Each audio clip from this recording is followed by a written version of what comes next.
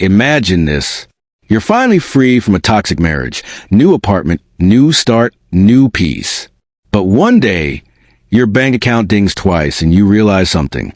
You've still been paying for her Wi-Fi. Yeah, the same woman who drained you emotionally and financially for years is still streaming Netflix on your dime. And that's when I realized maybe karma just needed a little help connecting to the network. If you've ever been used, underestimated, or taken advantage of by someone who mistook kindness for weakness, this story's for you. Hit that like button, subscribe, and settle in, because this is a story of how I took back my peace and her internet. My name's Evan Torres, 35, a plumber in Los Angeles. Before I fix pipes, I used a cell weed out of a beat-up Civic. Long before I had 2 kids, a mortgage, and a wife who thought work was optional. Her name was Lila. At first, she was all charm and ambition. We'll build a life together, she used to say. But somewhere between dreams and bills, she stopped doing her part.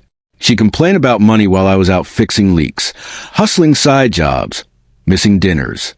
When I finally built my own plumbing business, I thought we'd finally be okay. Instead, she just found new things to resent. Me working too much, me being controlling because I asked her to get a part-time job. And somehow, I became the bad guy in my own house. 2 years ago, we called it quits.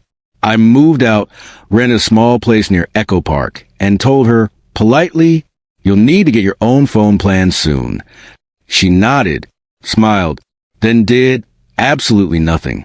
6 months later, she was still using the phone I paid for. So one morning I called a carrier and said, cancel the extra line. But I wasn't cruel.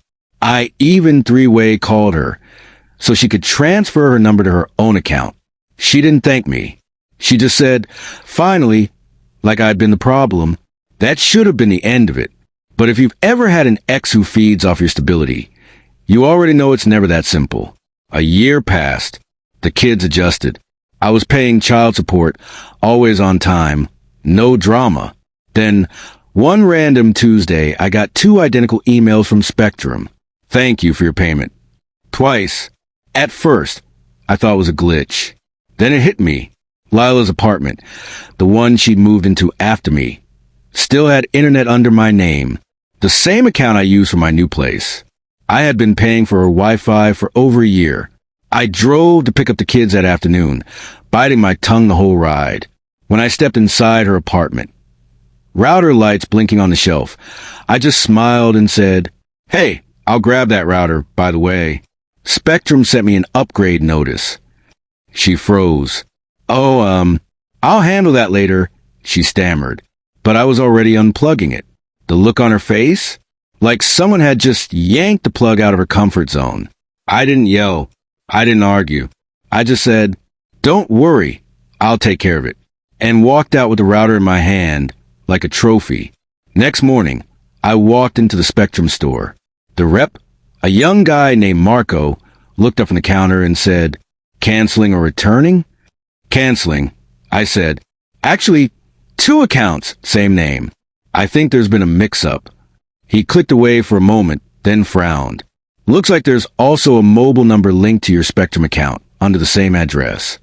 My eyes widened slightly. I didn't even know she'd added her phone to my plan. Go ahead and terminate it, I said calmly.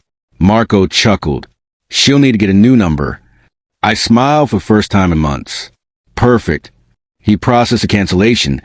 Internet, mobile, all of it. I walked out saving $100 a month.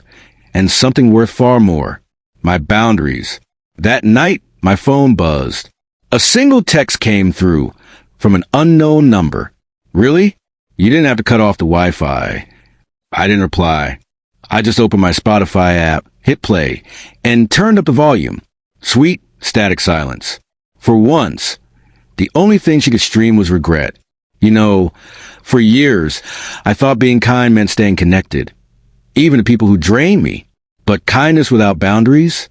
That's not compassion. That's captivity.